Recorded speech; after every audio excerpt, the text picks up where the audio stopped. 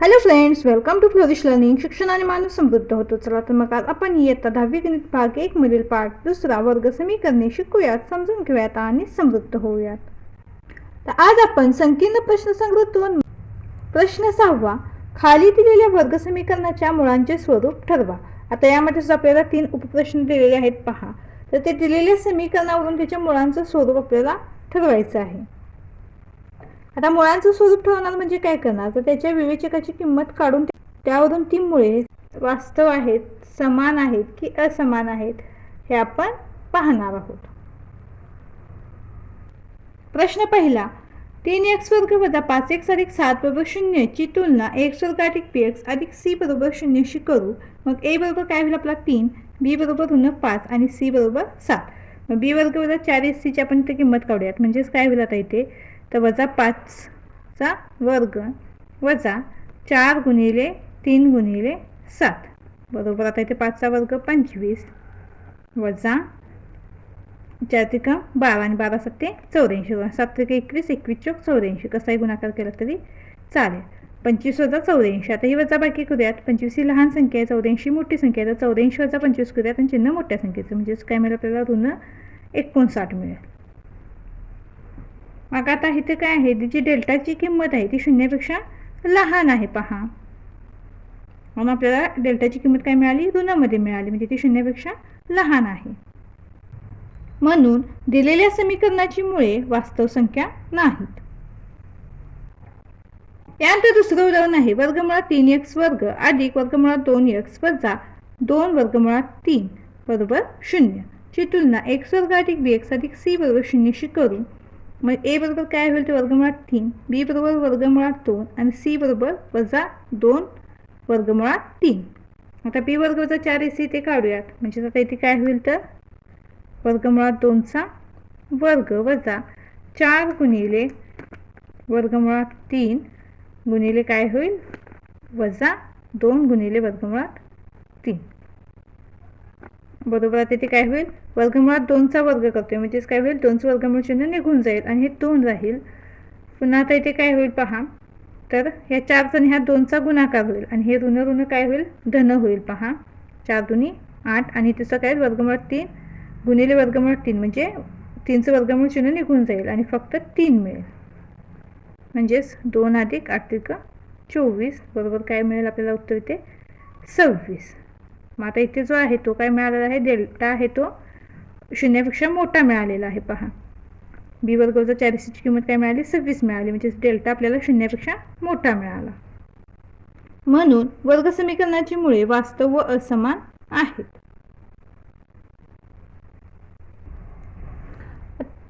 यानंतर तिसरं उदाहरण आहे, m वर्ग वजा 2m अधिक 1 बरोबर 0 ची तुलना m वर्ग अधिक bm अधिक c बरोबर 0 शी करू. a बरोबर 1, b बरोबर ऋण 2 आणि c बरोबर 1. मग b वर्ग वजा 4ac ची किंमत आपण ते काढूयात. काय होईल, तर वजा 2चा वर्ग वजा 4 गुणिले 1 गुणिले 1 म्हणजेच काय होईल, 2चा वर्ग 4 वजा 4 एक्के 4च होईल बरोबर 0. म्हणजे इथे आपल्याला डेल्टाची किंमत काय मिळाली, तर 0 मिळाली. म्हणून वर्ग समीकरणाची मुळे वास्तव व समान आहेत.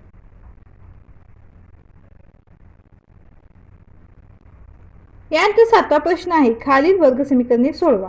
आता यामध्ये आपल्याला 6 उपप्रश्न दिलेले आहेत पहा. तर प्रश्न 7 मधील पहिला प्रश्न, 1/x अधिक 5 बरोबर 1/x वर्ग. आता x नॉट इक्वल टू 0 आणि x अधिक 5 इज नॉट इक्वल टू 0 म्हटलेलं आहे. म्हणजे x ची किंमत 0 नाही आणि x अधिक 5 ची किंमत सुद्धा 0 नाही. आता इथे काय करूया, आपण यांचा तिरकस गुणाकार करूयात. म्हणजेच काय मिळेल आपल्याला समीकरण, तर x वर्ग बरोबर x अधिक 5 मिळेल. कारण 1ने कोणत्याही संख्येला गुणल्यानंतर आपल्याला 30 संख्या मिळते. मग इथे काय करूयात, तर हे पूर्ण समीकरण आपण एकत्रितपणे लिहूयात. मग काय होईल, x वर्ग वजा x वजा 5 बरोबर 0 बरोबर चिन्हाच्या अलीकडे आल्यामुळे यांची चिन्ह इथे बदललेली आहेत. x वर्ग वजा x वजा 5 बरोबर 0 ची तुलना x वर्ग अधिक bx अधिक c बरोबर 0 शी करू. मग a बरोबर 1 मिळेल, b बरोबर ऋण 1 आणि c बरोबर ऋण 5. आता इथे x चा काही सहगुणक नसतो म्हणजे 1 असतो. मग आता इथे काय होईल, b वर्ग वजा 4ac ची आपण किंमत काढूयात. म्हणजेच काय होईल, वजा 1चा वर्ग वजा 4 गुणिले 1 गुणिले वजा 5 होईल. 1चा वर्ग 1च होईल आता इथे काय होईल पहा, हे वजा आणि हे वजा काय होईल, अधिक होईल आणि 4 पंचे 20 बरोबर काय मिळेल आपल्याला तर 21. म्हणजे बी वर्ग वजा 4ac ची किंमत काय मिळाली आपल्याला 21 मिळाली. तर आपण ते एक्सची किंमत काढण्यासाठी जे सूत्र आपलं आहे ते सूत्र लिहून घेतलेलं आहे. आता सूत्रामध्ये किमती ठेवूयात. बरोबर काय होईल आता ते वजा 1 अधिक वजा बी वर्ग वजा 4ac ची किंमत काय मिळाली आपल्याला 21. वर्गमुळात 21/2 आहे, म्हणजेच 2 गुणिले 1 बरोबर काय होईल, हे वजा वजा अधिक होईल 1 अधिक वजा वर्गमुळात 21 आणि हे 2 एके 2 म्हणजेच काय होईल तर x बरोबर 1 अधिक वर्गमुळात 21/2 किंवा x बरोबर 1 वजा वर्गमुळात 21/2 अशा दोन किमती आपल्याला इथे मिळतील. हे एक्सच्या दोन आपल्या किमती इथे मिळालेल्या आहेत.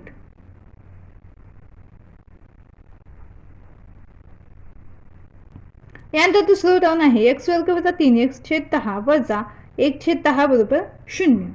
आता आपल्याला इथे छेदातील 10 घालवायचं आहे. मग आपण ते काय करूया तर प्रत्येक पदाला 10 ने गुणून घेऊयात. म्हणजे हे समीकरण कसं होईल तर x वर्ग गुणिले 10 वजा 3/10 गुणिले 10 वजा 1/10 गुणिले 10 बरोबर 0 गुणिले 10. आता हे काय होईल x वर्ग गुणिले 10 म्हणजेच काय मिळेल आपल्याला इथे 10x वर्ग मिळेल. आता हे 10ला इथे 10 निघून जाईल. वजा काय होईल आता इथे हे 3x आहे तसेच राहतील आणि तसं हे 10ला 10 निघून जाईल. म्हणजे हे वजा 1 बरोबर 0. कारण 0ला कोणत्याही संख्येने गुणल्यानंतर काही फरक पडत नाही. तर आपल्याला ते समीकरण काय मिळालं तर 10x वर्ग वजा 3x वजा 1 बरोबर 0. तर आपल्याला मिळालेल्या समीकरणाला आपण अवयव पद्धतीने सोडवून xच्या किमती मिळवूयात. आता अवयव पद्धतीने सोडवत असताना काय होईल तर वर्गपदाचा सहगुणक आणि स्थिर पदांचा गुणाकार म्हणजे 10 × 10 आणि 10चे 2 अवयव त्याचा गुणाकार 10 आणि बेरीज किंवा वजाबाकी मधल्या पदाचा सहगुणक म्हणजे काय अवयव मिळतं आपल्याला 5 आणि 2. 5 × 10 5 + 2 3. म्हणजे हे समीकरण कसं मिळेल आपल्याला 10x वर्ग वजा 5x अधिक 2x वजा 1 बरोबर 0. आता इथे दोघांचा ग्रुप बनवूयात आणि सामायिक अवयव बाहेर घेऊयात. मग इथे काय बाहेर निघेल 5x बाहेर निघेल. कंसामध्ये काय होईल 5 × 10 म्हणून 2x वजा 1. इथे काय होईल तर 1 बाहेर घेऊयात अधिक 1 कंसामध्ये पुन्हा 2x वजा 1 बरोबर 0. 2x वजा 1 हे एकदाच लिहूयात. दुसऱ्या कंसामध्ये आपल्याला 5x अधिक 1 मिळेल बरोबर 0 म्हणून 2x वजा 1 बरोबर 0. 5x अधिक 1 बरोबर 0. मग 2x बरोबर इथे काय होईल तर ऋण 1 आहे ते धन 1 होईल म्हणून x बरोबर काय मिळेल तर 1/2 होईल. आणि इथे काय होईल तर 5x बरोबर ऋण 1 होईल म्हणून x बरोबर काय होईल तर ऋण 1/5 होईल. तर अशा पद्धतीने xच्या दोन किमती मिळतील 1/2 आणि वजा 1/5. पुढील उदाहरण आहे कंसामध्ये 2x अधिक 3 कंसाचा वर्ग बरोबर 25. आता इथे काय होईल तर आपण 2x अधिक 3 कंसाचा वर्ग जो दिलेला आहे त्याचा आपण तर a अधिक b कंसाचा वर्ग या सूत्रानुसार इथं आपण लिहून घेऊयात. म्हणजे तिथं काय होईल तर 4x वर्ग अधिक 12x 3 दुनी 6 आणि 2 6 दुनी 12x अधिक 9 बरोबर 25. आता इथे काय होईल सर्व पदे एकत्रित लिहूयात. 4x वर्ग अधिक 12x अधिक 9 हे धन 25 आहे ते ऋण 25 होईल बरोबर 0. म्हणून 4x वर्ग अधिक 12x आता 9 वजा 25 ही वजाबाकी करूयात. ही वजाबाकी किती मिळेल आपल्याला 16 म्हणजे ना मोठ्या संख्येचं म्हणजे ऋण 16 बरोबर 0. आता इथे काय करूयात पहा तर 4 12 16 ही तिन्ही संख्या आपल्याला 4च्या पट्टीतील आहेत म्हणून इथं काय करूयात 4 ने भाग देऊयात. म्हणजे आपल्याला समीकरण कसं मिळेल तर x वर्ग अधिक 3x वजा 4 बरोबर 0. तर आपल्याला समीकरण काय मिळाले x वर्ग अधिक 3x वजा 4 बरोबर 0. आता इथं आपण अवयव पद्धतीने उदाहरण सोडवूयात. आता इथे वर्गपदाचा गुणक आणि स्थिर पद यांचा गुणाकार मग 4चे अशा अवयव की बेरीज किंवा वजाबाकी मधले पद आलं पाहिजे. काय होईल 4 आणि 1 म्हणजे हे समीकरण कसं होईल x वर्ग अधिक 4x वजा x वजा 4 बरोबर 0. दोघांचा ग्रुप पण आहे तिथे x सामायिक घटक बाहेर निघेल, कंसामध्ये x अधिक 4 इथे वजा 1 दुसऱ्या कंसामध्ये x वजा वजा अधिक 4 बरोबर 0. पहिल्या कंसामध्ये x अधिक 4 दुसऱ्या कंसामध्ये x वजा 1 हे x आणि वजा 1 बरोबर 0. मग आता इथे काय होईल x अधिक 4 बरोबर 0 किंवा x वजा 1 बरोबर 0. मग x बरोबर इथे काय मिळेल आपल्याला धन 4 आहे ते पलीकडे जाऊन ऋण 4 होईल आणि ते x बरोबर काय मिळेल ऋण 1 आहे ते धन 1. इथे x च्या दोन किमती आपल्याला मिळालेल्या आहेत ऋण 4 आणि 1. जर इथे तुमचं समीकरण बदललं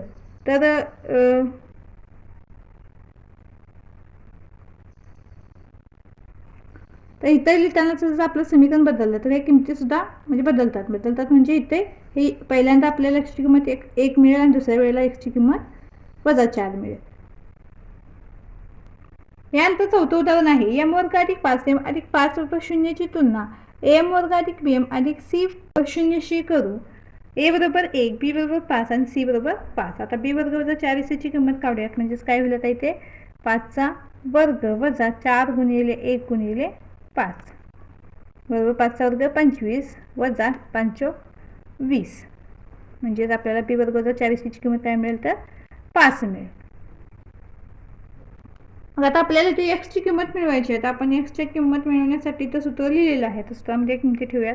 काय होईल वजा 5 अधिक वजा वर्गमुळात b वर्ग वजा 4ac ची किंमत काय मिळाली 5 मिळाली आपल्याला छेद 2 गुणिले 1 बरोबर. इथे काय होईल तर हे वजा 5 आहे तसं अधिक वजा वर्गमुळात 5 आणि छेद बेके बी.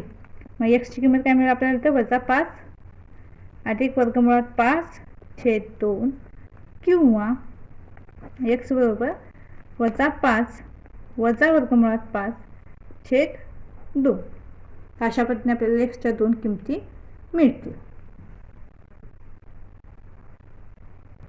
पुढील उदाहरण आहे 5m वर्ग अधिक 2m अधिक 1 बरोबर 0 ची तुलना am वर्ग अधिक pm अधिक c बरोबर 0 शी करू. a बरोबर 5 b बरोबर 2 आणि c बरोबर 1. मग b वर्ग वजा 4ac ची किंमत आपण ते काढूयात. तर ते काय होईल तर 2 चा वर्ग वजा 4 गुणिले 5 गुणिले 1 म्हणजेच काय होईल तर 2 चा वर्ग 4 वजा 5 20 4 वजा 20 म्हणजेच काय होईल वजा 16. आता ही डेल्टाची किंमत काय झाली शून्यापेक्षा इथे लहान आलेली आहे. म्हणून वर्ग समीकरणाची मुळे वास्तव संख्या नाहीत.